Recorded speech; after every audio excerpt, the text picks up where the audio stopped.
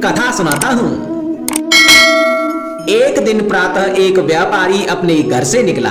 घर से निकलते ही एक बिल्ली ने उसका मार्ग काट दिया और व्यापारी घबरा गया। वो फिर से वापस घर लौट गया और शुभ घड़ी की प्रतीक्षा करने लगा।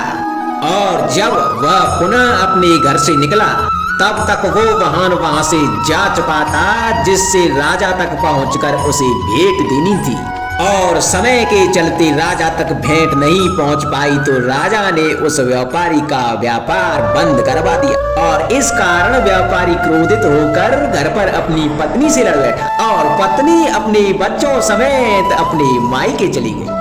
और अब यदि व्यापारी के जीवन में कुछ रह गया था तो केवल अंधकार। इन सब का कारण वो उस बिल्ली को मानता रहा जिसने उसका मार्ग काटा था।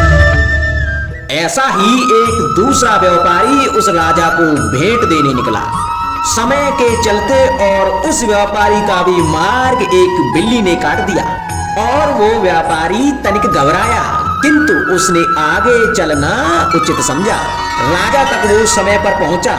उसने राजा को भेंट दी और राजा प्रसन्न हुए और राजा ने उसे अपना व्यापार बढ़ाने की अनुमति दी और स्वर्ण आभूषण दिए। और व्यापारी अपने घर पहुंचा तो उसे अपनी पत्नी को देने के लिए आभूषण और बच्चों को देने के लिए उसके पास वस्त्र थे। हर ओर प्रसन्नता थी।